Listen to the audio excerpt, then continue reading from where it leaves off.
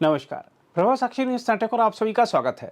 पश्चिम बंगाल विधानसभा ने विपक्ष के पूर्ण समर्थन के साथ बलात्कार रोधी विधेयक सर्वसम्मति से पारित कर दिया है। हालांकि सदन ने विपक्ष के नेता शुभेंदु अधिकारी द्वारा विधेयक में प्रस्तावित संशोधन स्वीकार नहीं किए।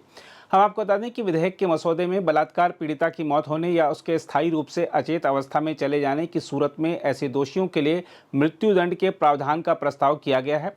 इसके अतिरिक्त मसौदे में प्रस्ताव किया गया है कि बलात्कार और सामूहिक बलात्कार के दोषी व्यक्तियों को आजीवन कारावास की सजा दी जाए और उन्हें पैरोल की सुविधा न दी जाए।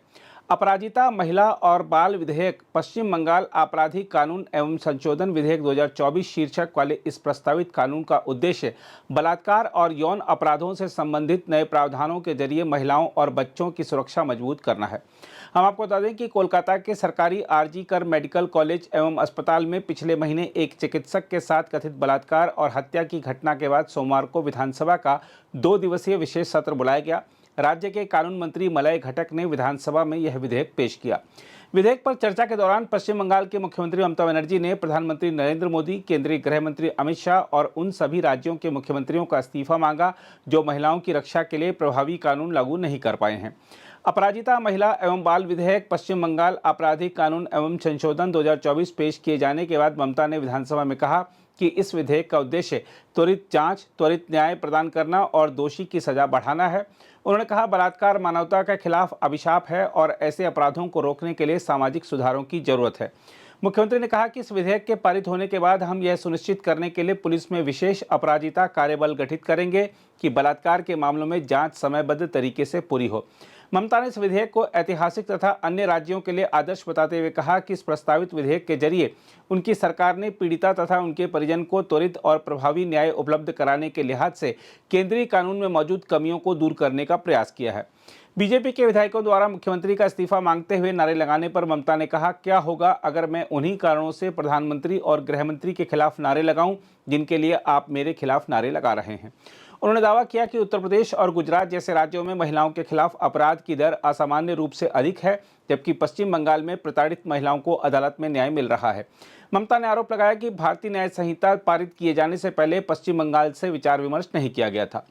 मुख्यमंत्री ने कहा कि विपक्ष राज्यपाल से कहे कि वह बिना किसी देरी के इस विधेयक पर हस्ताक्षर करें। उन्होंने कहा कि इसका प्रभावी क्रियान्वयन राज्य सरकार की जिम्मेदारी होगी। ममता ने आरजी कर अस्पताल की प्रशिक्षु चिकित्सक के कथित बलात्कार और हत्या पर दुख जताते हुए कहा, हम सीबीआई से न्याय चाहते हैं और दोषी के लिए फांसी चाहते हैं।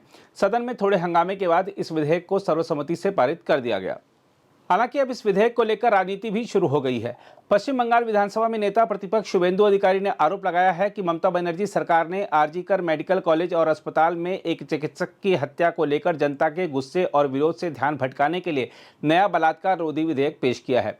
वहीं केंद्रीय कृषि मंत्री शिवराज सिंह चौहान ने कहा है कि ममता दीदी संवेदन शून्य हो गई हैं। उन्होंने कहा है कि आरजी कर मेडिकल कॉलेज के जघन्य अपराध से ध्यान भटकाने के लिए यह बिल लाया गया है।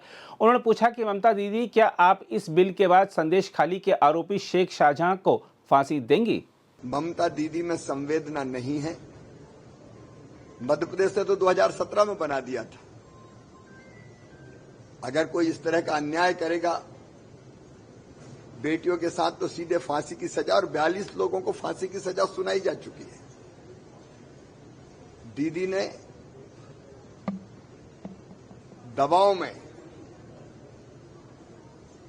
और आरजी कर कॉलेज में जो बीभत्स घटना हुई है बेटी के साथ, उससे ध्यान भटकाने के लिए अब ये कानून लेकर आई है। दीदी पहले क्यों नहीं लाई? पहले संवेदनशीलता क्यों नहीं दिखाई? और इस कानून के तहत मैं एक ही सवाल करना चाहता हूं, आरजी कर कॉलेज की घटना में जो अपराधी है उनको तो सजा मिले ही फांसी की, लेकिन क्या शेख शाहजहां जैसे लोग भी फांसी की सजा पाएंगे? संदेश खाली में कितनी बहनों ने शिकायत की, उत्पीड़न की कितनी घटनाएं सामने आई। दीदी जवाब दे, क्या शेख शाहजहां जैसे लोगों को भी इस कानून के अंदर फांसी की सजा दी जाएगी?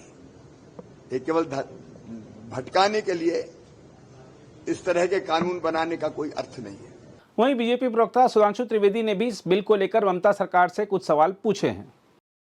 सरकार और मोदी जी के नेतृत्व में पूरी तरीके से संवेदनशील और सतर्क है।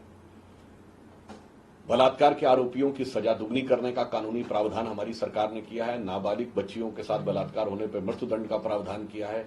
साक्ष्य अधिनियम में भी वांछित संशोधन किए गए हैं। परंतु आज जो पश्चिम बंगाल की विधानसभा में दिखा, उसके बारे में मैं कहना चाहता हूं कि ममता जी, कानून में एक से एक सख्त प्रावधान उपलब्ध हैं, परंतु प्रावधान कितने भी सख्त हों, लागू करने वाले की मंशा भी उतनी साफ और सख्त होनी चाहिए। परंतु आज जो दृश्य देखने को मिला वो मन में एक बहुत विचित्र अनुभव उत्पन्न करता है। ये वही पश्चिम बंगाल की विधानसभा है जिसमें खड़े होकर उन्हीं ममता बनर्जी जी ने शाहजहां शेख का बचाव किया था। और इतना ही नहीं, उन्होंने पीड़ित महिलाओं प्रोपेगेंडा का आधार बताया था। वही विधानसभा, वही प्रांत और वही नेता। मैं उनसे पूछना चाहता हूं 2021 के चुनाव के बाद कितनी ही भारतीय जनता पार्टी की महिला कार्यकर्ताओं के साथ बलात्कार की घटनाएं हुई, कितनों के बारे में आपने सजा करा? और यदि ममता जी की मंशा साफ और सख्त है तो वो कृपया बताएं कि उनके कार्यकाल में कितने फास्ट ट्रैक कोर्ट गठित हुए बलात्कार के मामलों को लेकर, जबकि निरंतर अनुरोध किया जाता रहा। नंबर 2, वो ये बताएं कि आज तक उन्होंने कितने केसेस में कन्विक्शन करा दिया है। वो ये भी बताएं कितने केसेस में चार्जशीट दाखिल कर दी है। और वो ये भी बताएं कि इस आरजीकर मेडिकल कॉलेज के इस प्रकरण के संदर्भ में जिन लोगों ने कहा था कि उंगली तोड़ दी जाएगी, उन लोगों के बारे में क्या कार्रवाई की है। जिन लोगों ने यह कहा था कि ये सारे जो डॉक्टर हैं वो अन्यान्य कारणों से बैठे हुए हैं, जिन्होंने जाकर साक्ष्य नष्ट करने का प्रयास किया, उसके लिए आपने क्या कार्रवाई की थी?